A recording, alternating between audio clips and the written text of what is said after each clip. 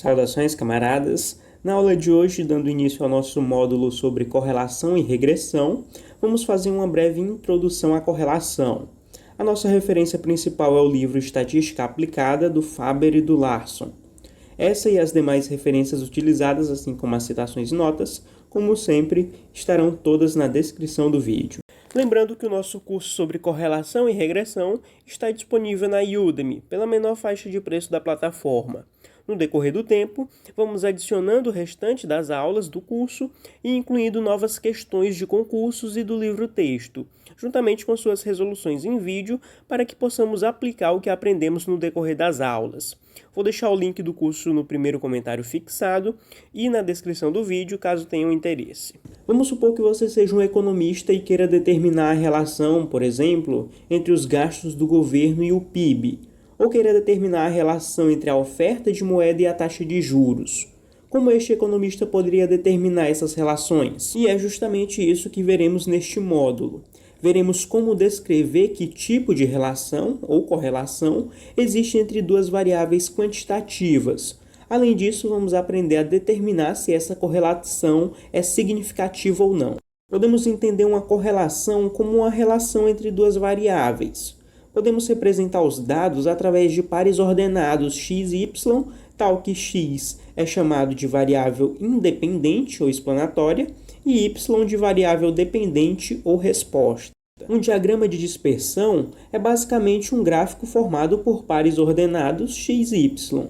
No diagrama, representamos os pares ordenados como pontos num plano coordenado, sendo que a variável x, a variável independente ou explanatória, fica no eixo horizontal, enquanto a variável y, a variável dependente ou resposta, fica no eixo vertical. Inicialmente, podemos usar o diagrama de dispersão para analisarmos se existe correlação linear entre duas variáveis.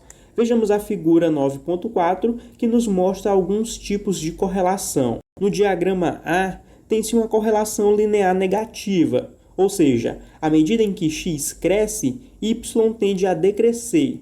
No diagrama B, temos uma correlação linear positiva, ou seja, à medida em que x cresce, y tende a crescer também. No diagrama C, não há correlação, e no diagrama D, há uma correlação não linear. Vejamos alguns exemplos para entendermos melhor como construir um diagrama de dispersão. Um economista quer determinar se existe relação linear entre o Produto Interno Bruto, o PIB, de países e as respectivas emissões de dióxido de carbono, CO2. Os dados encontram-se na tabela 9.2. Exiba os dados em um diagrama de dispersão e descreva o tipo de correlação. Vejamos então a tabela 9.2, que nos mostra os dados do PIB e da quantidade de CO2 emitida em 10 países. É possível pegar esses dados e colocá-los em softwares estatísticos para fazer o diagrama de dispersão. O resultado será o diagrama da figura 9.5, que traça justamente essa relação entre o PIB e a quantidade de CO2 emitida para essa amostra de 10 países. Perceba então que há uma correlação linear positiva entre as variáveis, visto que à medida em que o PIB em trilhões de dólares cresce, as emissões de CO2 em milhões de toneladas métricas tendem a crescer também. Esse diagrama é semelhante ao diagrama B que vimos anteriormente nos tipos de correlação. Exemplo 2. Um estudante conduz um estudo para determinar se existe uma relação linear entre o número de horas que um aluno faz exercícios a cada semana e o seu coeficiente de rendimento. Os dados são mostrados na tabela 9.4. Exiba os pontos em um diagrama de dispersão e descreva o tipo de correlação. Vejamos então a tabela 9.4, que mostra as horas semanais de exercícios e os correspondentes coeficientes de rendimento do aluno. Assim como no exemplo anterior, é possível pegar esses dados e colocá-los em softwares estatísticos e assim obter o diagrama de dispersão. E o resultado será o diagrama da figura 9.6, que mostra a relação entre o tempo dedicado a exercícios e o rendimento de um aluno. Perceba então que aparentemente não há correlação entre o número de horas de exercícios e os coeficientes de rendimento desse aluno. Observe que esse diagrama se assemelha ao diagrama C que vimos anteriormente.